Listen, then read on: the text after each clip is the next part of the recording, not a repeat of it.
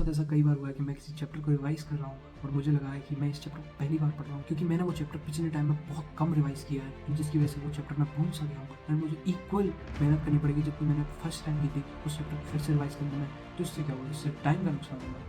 इससे मुझे self doubt आया कि मैं पढ़ा हुआ भी भूल जा रहा हूँ एंड इससे तो आगे के जो तुम्हारे वीक लिंक्स है, जो तुम्हारी वीकनेस है, उस पर फोकस नहीं कर पा रहे हो एंड जो तुमने ऑलरेडी पढ़ रखा है, जो तुम्हारी स्ट्रेंथ है, वो तुम्हारी वीकनेस बन जा रही है। लास्ट का पॉइंट है वो बिल्कुल भी मिस मत करना, क्योंकि बिलीव मी वो तुम्हारे लिए गेम चेंजर साबित हो सकता तो हेलो गाइस, मेरा नाम है अभिषेक एंड इस वीडियो में मैं तुम्हें बताने वाला हूँ ultimate guide to revise long syllabus as a dropper. तो पहला पॉइंट जो तुम्हें फोकस करना है वो है you can't revise anything as a dropper. तुम एक साइकिल में फंस जाते हो कि स्टार्टिंग में तुम बहुत ज़्यादा डिटेल में पढ़ते हो स्टार्टिंग के चैप्टर्स एंड लास्ट में तुम एकदम रश कर जाते हो, लास्ट के चैप्टर तुम्हारे वीक रह जाते हैं एंड वो स्टार्टिंग में जो तुमने डिटेल में पढ़े हैं उन चैप्टर्स में भी तुम्हारा इतना ज़्यादा कमांड नहीं रहता। इसलिए prioritise your topics for revision and तुम्हारी प्रायोरिटी हमेशा होनी चाहिए पहला high weightage and a not study topic, क्योंकि तुम उससे अपनी वो वीकनेस खत्म कर रहे हो जिससे तुम्हारे मार्क्स कम हो सकते थे। एंड सेकंड हाई वेटेज और स्टडी टॉपिक, क्योंकि तुम उससे अपनी स्ट्रेंथ को डबल कर रहे हो एंड मेक श्योर कर रहे हो कि तुमने जो तुम्हारी स्ट्रेंथ है उस पर तुम फुल मार्क्स लेके, because you can't study everything in NEET because it is very much stress. तो सेकंड पॉइंट में मैं तुम्हें बताऊंगा कि अपना एक रिसोर्स बनाओ जो कि है पीवाईक्यू के हिसाब से पढ़ो, पीवाईक्यू को अपना भगवान मान लो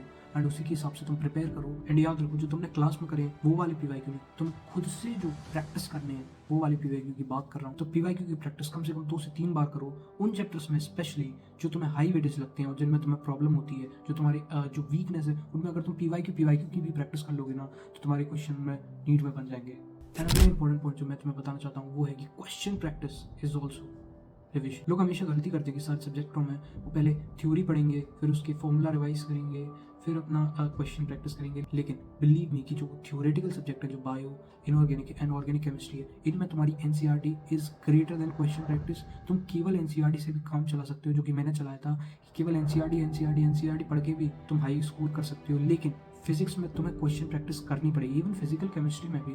फिजिक्स में तुम क्वेश्चन प्रैक्टिस से ही रिवीजन कर सकते हो।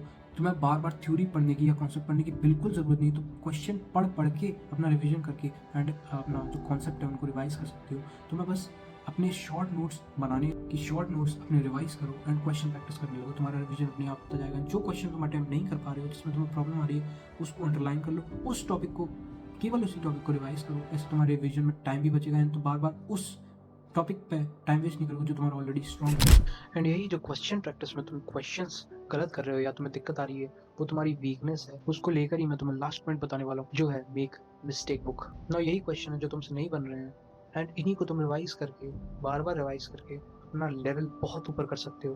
एंड साथ में इस मिस्टेक बुक में तुम वो क्वेश्चन भी ऐड करोगे जो मॉक टेस्ट में तुमसे नहीं बन रहे। तो लास्ट में एक बोनस पॉइंट मैं तुम्हें देना चाहूंगा जो कि तुम्हारे लिए गेम चेंजर साबित हो सकता है, जो कि always revise synced with test series. एक टेस्ट सीरीज पकड़ लो, चाहे वो कोई भी टेस्ट सीरीज हो सकती है, ऑफलाइन या ऑनलाइन। मैं प्रेफर करता हूँ कि ऑफलाइन टेस्ट सीरीज हो तो ज़्यादा बेटर है। एंड उसके हिसाब से अपना प्लान बनाओ कि इस चैप्टर का टेस्ट अभी है तो मेरे को ये अभी पढ़ना है एंड अगले हफ्ते इस तरीके से तुम प्लान बना सकते हो and multiple series of revisions कर सकते हो कि जैसे 10 चैप्टर पढ़ लिए फिर उनका रिवीजन, फिर अगले 10 पढ़ लिए उनका रिवीजन, फिर इन 20 चैप्टर का साथ में रिवीजन। इस तरीके से तुम टेस्ट सीरीज के हिसाब से प्लान बना सकते हो। एंड बिलीव मी ये स्ट्रेटजी मैंने फॉलो की and this is a game changing strategy. तो इतना ही था इस वाली वीडियो में। Thank you so much for watching. अगर अच्छा लगा तो लाइक करना एंड कमेंट में बताना कि अगला वीडियो किस टॉपिक पर बनाऊँ। Thank you so much for watching. मिलते हैं किसी और वीडियो में।